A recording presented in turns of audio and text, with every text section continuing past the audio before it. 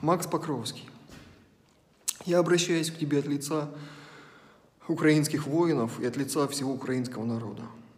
Обращаюсь к тебе на русском, чтобы ты лучше понял меня, мой посыл. Хотя этот язык и не мой родной. Я что хочу тебе сказать, Макс. Когда-то мы с тобой были на одном мероприятии и даже в гримерке вместе пили вино. Это было в Москве. Я помню тебя как классный парень, и твои песни мне всегда очень сильно нравились. Рамамбаха, Рамамбурум и так далее. Классные песни были. И сейчас ты вроде бы выступаешь против войны и записываешь все песни против войны, но ты никак не можешь догнать, вот просто понять, что ты сейчас являешься одним из самых ярких представителей псевдооппозиционеров российских, которые якобы против войны. Почему же якобы? Потому что в твоей песне «Украина» все самые яркие пропагандистические лозунги России в этой войне, которая началась с 2014 года. Что же я имею в виду? Ты поешь свои песни «Украина, моя вторая половина». Именно с этой логикой и россияне пришли на нашу территорию украинскую убивать нас, потому что они все думают, что Украина – это их земля, их страна, и они пришли в свой дом. Но это чистая пропаганда, это ж не так. Это ж не так. Какая вторая половина?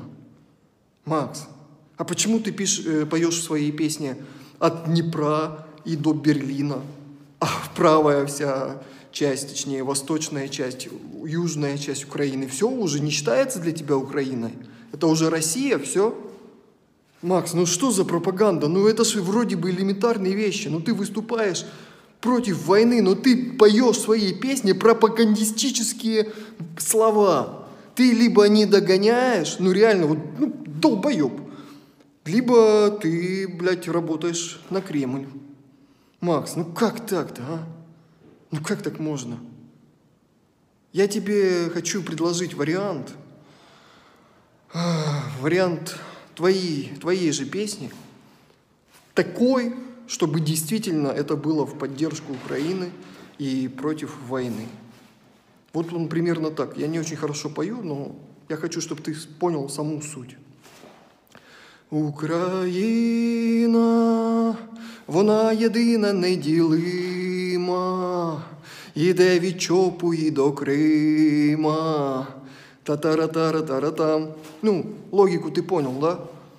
Мы никогда не будем воспринимать любого русского, который за империализм, который не хочет, чтобы все захваченные Россией территории вернулись в свое логово.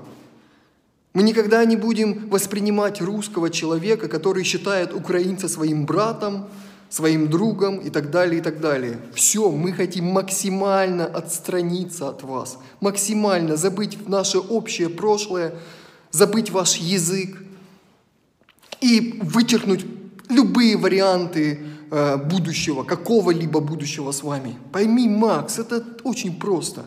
Мы не хотим никак дружить, взаимодействовать со всеми русскими, пока вы не поймете вот этой простой вещи.